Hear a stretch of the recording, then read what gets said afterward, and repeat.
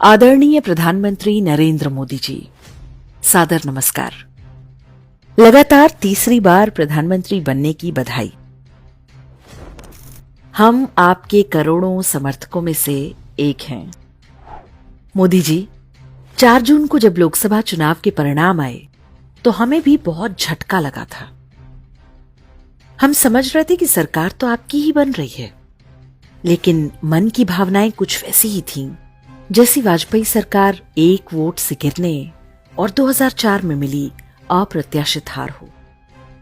करोड़ों भारतीयों को ऐसा लगा मानो देश किसी गड्ढे में जाने से बाल बाल बचा है।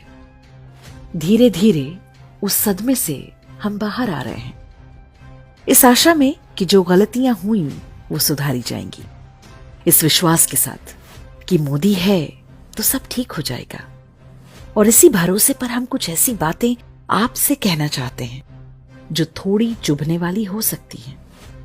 आशा है आप उनके लिए हमें पहले से ही क्षमा कर देंगे।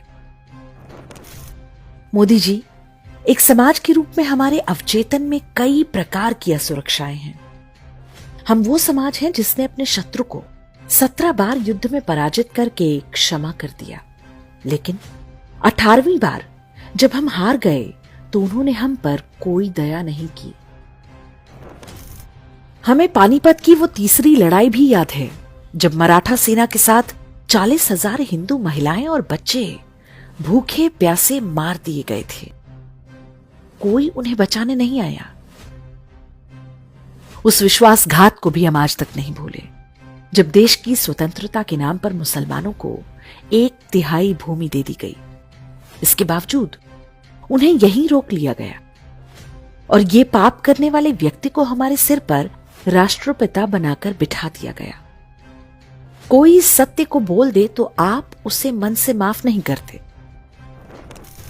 हम बार बार चले गए, कभी शत्रुओं द्वारा तो कभी अपनों द्वारा।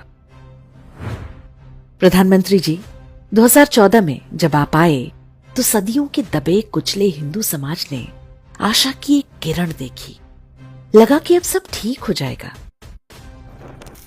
हिंदुओं की इस पुण्य भूमि के टुकड़े टुकड़े करने के षड्यंत्र बंद होंगे। कांग्रेस और उसके वामपंथी सहयोगियों द्वारा योजनाबद्ध रूप से थोपी गई दरिद्रता दूर होगी। हिंदुओं से भेदभाव वाली व्यवस्था का अंत होगा। हमारी आस्था के केंद्र हमें वापस मिलेंगे। सिनेमा से लेकर साहित्य तक हमारे देवी देवताओं का अपमान अब समाप्त होगा। हमारी सभ्यता के हर उस मानबिंदु का सम्मान होगा जिसकी वो अधिकारी है। स्कूलों में हमारे बच्चों के मन मस्तिष्क में अपने ही धर्म और संस्कृति के विरुद्ध जहर बोने का खेल खत्म होगा।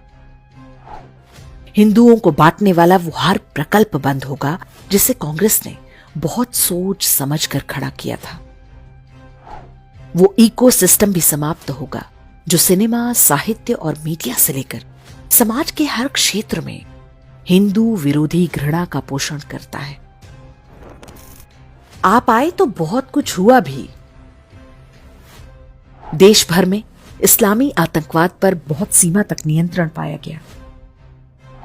उत्तर पूर्व में ईसाई आतंकवाद पर भी थोड़ी बहुत नकेल कसी गई। भ्रष्टाचार के नाम पर हमारी मातृभूमि के धन और वैभव की लूट बंद हुई। उस व्यवस्था का अंत हुआ जो सुनिश्चित करती थी कि हिंदू सदैव निर्धन रहे और अपनी छोटी छोटी आवश्यकताओं के लिए किसी मुल्ला या पादरी के जाल में फंसकर धर्मांतरण कर ले। देश ने पहली बार देखा कि कोई सरकार उनके भोजन, आवास, उपचार और यहां तक कि शौच की चिंता कर रही है। मोदी जी, एक सभ्यता के रूप में हम ऐसे ढेरों कामों के लिए सदैव आपके आभारी रहेंगे। जो कुछ आपने किया वो डूबती हिंदू सभ्यता के लिए तिनके के समान था, लेकिन लगातार कुछ न कुछ ऐसा भी होता रहा जो हमारे विश्वास को डिगा देता है। मोदी जी, अभी हम आपके पिछले 10 वर्ष की बात नहीं करेंगे। तीसरे कार्यकाल की शपथ लेने के बाद आपकी सरकार के आरंभिक निर्णयों को ही ले लीजिए। आपने प्रधानमंत्री आवास योजना के अंतर्गत 3 करोड़ नए मकान बनाने की योजना पर हस्ताक्षर किए। क्या आपको याद नहीं रहा कि पिछले कार्यकाल में जो 4 करोड़ मकान बनाए गए, उनमें से लगभग 35% लाभार्थी मजहब विशेष के थे। वही जो चुनाव में आपको हराने के लिए पूरी ताकत से जुटे थे। वे ही जो आबादी बढ़ाकर एक दिन इस देश को हड़प लेने का सपना देख रहे हैं। परिवार तो उन्हीं के बढ़ रहे हैं। आप किसी सरकारी एजेंसी से सर्वे करवा लीजिए, पता चल जाएगा कि 3 करोड़ मकानों में से आधे उन्हीं को मिलने वाले हैं। तो क्या यह कहना गलत होगा कि प्रधानमंत्री बनते ही आपने पहला निर्णय उनके विरोध में ले लिया जिन्होंने आपको वोट देकर जिताया? जम्मू के रियासी में वैष्णो देवी जा रहे तीर्थ यात्रियों की गलती केवल इतनी सी थी ना कि वे उस रास्ते से ठीक उस समय गुजर रहे थे जब आप शपथ ले रहे थे। क्या आपने उन लोगों के परिवारों को प्रधानमंत्री राहत कोष से कुछ देने की सोची? मन में विचार ही नहीं आया होगा। मरने वाले हिंदू थे ना। लेकिन 3 दिन बाद कुवैत में एक प्राइवेट कंपनी में आग से कुछ भारतीयों की जान गई तो तत्काल उन्हें 2-2 लाख रुपए देने की घोषणा हो गई। इसका कारण क्या है, क्या हम समझते नहीं? कुवैत वालों का तो कंपनी का बीमा भी रहा होगा। रियासी में जो मारे गए वे तो बहुत गरीब लोग थे। क्या जम्मू कश्मीर सरकार के थोड़े से मुआवजे पर उनके परिजनों की जिंदगी कट जाएगी? ये तो वो लोग रहे होंगे जिन्होंने आपको ही वोट दिया होगा, आपको अपने परिवार के सदस्य की तरह मानते रहे होंगे। क्या आपने उनके परिवारों का हाल जानने अपने मंत्री को भेजा? मोदी जी, आपकी शपथ के अगले ही दिन पाकिस्तान के सिंध में भगवान राम का मंदिर तोड़ दिया गया। वहां रखे रामायण और गीता को फाड़ दिया गया। आपसे तो कोई आशा नहीं थी, लेकिन आपके विदेश मंत्रालय ने भी हमेशा की तरह कोई बयान नहीं दिया। उन्हें यह कहने से कौन रोकता है कि यह नेहरू लियाकत पैक्ट का उल्लंघन है? यदि पाकिस्तान हिंदुओं को सुरक्षा नहीं देगा तो भारत भी मुसलमानों की सुरक्षा का आश्वासन नहीं दे सकता। यही हमला किसी गुरुद्वारे पर होता तो क्या तब भी आप चुप रहते? तब तो आप अपने मंत्री को गुरु ग्रंथ साहिब सिर पर उठाकर लाने के लिए रवाना कर चुके होते। सिखों के लिए आपकी संवेदना से हमें कोई आपत्ति नहीं, लेकिन पाकिस्तान, बांग्लादेश या विश्व के किसी कोने में हिंदुओं पर हमला होता है तो वो संवेदना कहां चली जाती है? मोदी जी, आप देश का एजेंडा तय करने के लिए जाने जाते रहे हैं, लेकिन संविधान के मुद्दे पर कांग्रेसी दुष्प्रचार तंत्र ने आपको घुटनों पर ला दिया। पूरे चुनाव में आप सफाई देते रहे, उन्माद की सीमा तक पहुंच गए और कहने लगे कि डॉक्टर अंबेडकर भी संविधान को नहीं बदल सकते, किसी को संविधान को हाथ नहीं लगाने दूंगा, इत्यादि इत्यादि। डॉक्टर अंबेडकर के संविधान को बचाना ही है तो पहले उस 42वें संशोधन को रद्द कीजिए, जिसके माध्यम से इंदिरा गांधी ने संविधान की आत्मा को ही रौंद डाला था। आप संविधान में संशोधन नहीं करेंगे तो उन धाराओं को कैसे हटाएंगे जिनके कारण भारत में हिंदू दूसरे दर्जे का नागरिक बनकर रहने को विवश है? हम तो आशा लगाए बैठे थे कि आप आरटीई एक्ट हटाएंगे, जिसके कारण देश भर में हिंदुओं द्वारा संचालित हजारों स्कूल बंद हो चुके हैं। ये कानून हिंदुओं से कहता है कि या तो स्कूल बंद कर दो या धर्मांतरण कर लो। हम तो सोच रहे थे कि आप उस अनुच्छेद 25 को हटाएंगे, जिसके कारण धर्मांतरण हो रहे हैं और भारत को इस्लामी और ईसाई देश बनाने के सपने देखे जा रहे हैं। मोदी जी, अनुच्छेद 28 और 30 का क्या होगा, जो हिंदुओं को धार्मिक शिक्षा देने से रोकता है लेकिन मुसलमानों और ईसाइयों को छूट देता है? उल्टा आप तो एक हाथ में कुरान, दूसरे में कंप्यूटर टाइप बातें कहने लगे। क्या आपको पता है कि एनसीईआरटी की पुस्तकों में आज भी हिंदू विरोधी जहर हटा नहीं है? क्या हम समझ नहीं रहे कि वो आपकी प्राथमिकता है ही नहीं? उच्च शिक्षा पर आज भी पूरी तरह से वामपंथियों और इस्लामिस्टों का कब्जा है। आपको कोई ये बताने वाला नहीं है कि बिना वैचारिक स्पष्टता वाले चापलूस किस्म के लोगों को वाइस चांसलर बना देने से कुछ नहीं होगा। जिसे आपने बीएचयू का वीसी बनाया था, वो कैंपस में इफ्तार पार्टी और ताजिए का जुलूस निकलवाने लगा। जिन अयोग्य लोगों को आपने देश के सबसे बड़े पत्रकारिता संस्थान का प्रमुख बनाया, वे अपने पूरे कार्यकाल में वामपंथियों के आगे दुम दबाए घूमते रहे। आपने ऐसा कोई तंत्र विकसित ही नहीं किया जो अच्छे लोगों की पहचान करके उस इकोसिस्टम का निर्माण करे जो आपके विरोधियों के हर झूठे नैरेटिव को पहले ही परास्त कर दे। स्कूली शिक्षा से लेकर उच्च शिक्षा तक के क्षेत्र में आपकी सरकार की असफलता एक सभ्यता के रूप में हमें बहुत महंगी पड़ने वाली है। संभवतः आपको कोई अंतर भी नहीं पड़ता, अन्यथा धर्मेंद्र प्रधान जैसे अकर्मण्य व्यक्ति को दोबारा शिक्षा मंत्री नहीं बनाते। प्रधानमंत्री जी, सबको आशा थी कि आप आएंगे तो देश के हजारों मंदिरों पर सरकारी कब्जे का कानून खत्म होगा। हिंदुओं से भेदभाव की इस छोटी सी व्यवस्था को आप बदल नहीं सके, शायद बदलना भी नहीं चाहते। भारत में तेजी से बढ़ती मुस्लिम आबादी और हिंदुओं की घटती संख्या पर आपकी आर्थिक सलाहकार समिति की एक रिपोर्ट आई थी। देश भर में जनसांख्यिकीय परिवर्तन हो रहा है, विशेष रूप से सीमावर्ती क्षेत्रों में।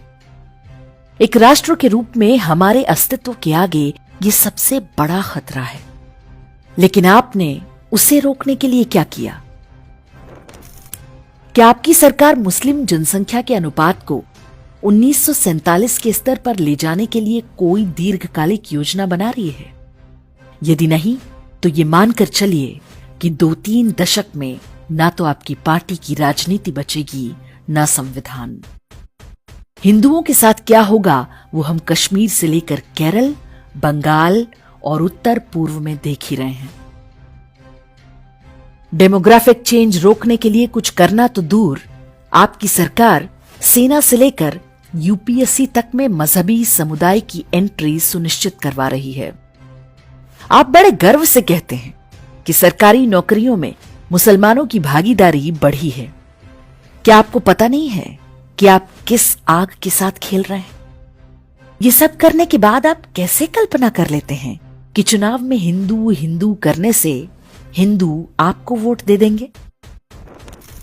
मोदी जी, मीडिया और एंटरटेनमेंट इंडस्ट्री को लेकर आपकी नीति तो समझ से परे है। गोदी मीडिया के नाम पर जो रंगे सियार आपने पाले हैं, उनकी सच्चाई शायद आपको भी पता ही होगी। आश्चर्य है कि सब कुछ जानकर भी चुनाव के दौरान आपने उन्हें 3 इंटरव्यू दे डाले। ये चैनल और अखबार आपको अपने मार्केटिंग इवेंट में बुलाकर स्पॉन्सरशिप से करोड़ों रुपए कमा रहे हैं और आप सोच रहे हैं कि वे आपकी प्रशंसा कर रहे हैं। ये आपका भ्रम है। लंबे लंबे भाषण, बेमतलब के इंटरव्यू और मीडिया के लिए अति उपलब्धता आपकी छवि को उल्टा नुकसान ही पहुंचा रही है।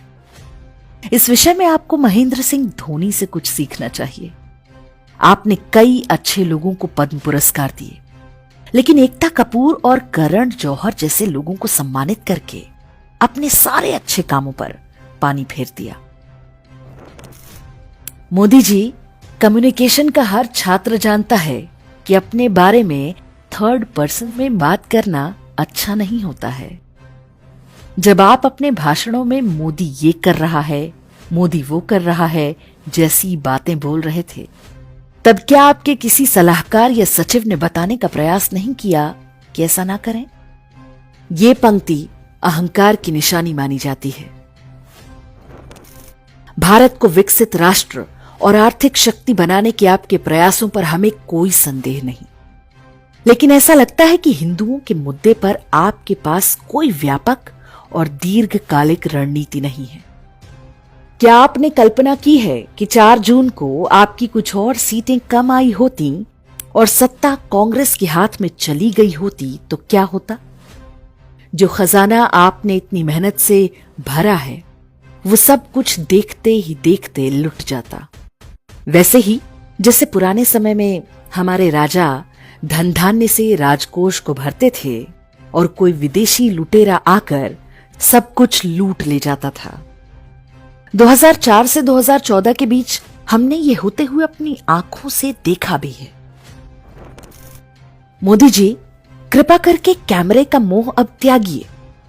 पहली कैबिनेट बैठक का ये हाईटेक शूट विचित्र है। जिस कार्यालय में आप 10 साल से हैं, उसी में जाने पर रजनीकांत स्टाइल एंट्री हास्यास्पद है। ऐसी हरकतें अब रील बनाने वाले छपरी टाइप लड़के लड़कियों को शोभा देती है। इन सब से अब कोई इंप्रेस नहीं होता। हम समझते हैं कि एक सभ्यता के रूप में भारत युद्ध के बीच में है। आप हमारे सेनापति हैं। हमारे शत्रु हमें नष्ट करने की ताक में हैं। उनके मार्ग में आप सबसे बड़ा रोड़ा हैं। ऐसे में आपका भटकाव और शत्रुबोध की कमी खतरनाक हो सकती है। हिंदुओं के प्रति अपनी प्राथमिकताएं तय कीजिए और खुलकर खेलिए। करोड़ों लोग आपके साथ हैं। मोदी जी, इस पत्र में हमने जो कुछ भी कहा है, यदि वो अनुचित और अनर्गल प्रलाप है, तो हमारे जैसे समर्थकों को आश्वस्त करने के लिए आप क्या करेंगे? हमें आपसे कोई ठेका पट्टी या पद नहीं चाहिए। आप बस अपने कार्यों से हमारे आक्षेपों को गलत सिद्ध कर दें। हमसे अधिक प्रसन्न कोई नहीं होगा। हमें विश्वास है कि अगले 5 वर्ष में आप ये कर दिखाएंगे। ईश्वर आपको शक्ति दें। हर हर महादेव। जय श्री राम।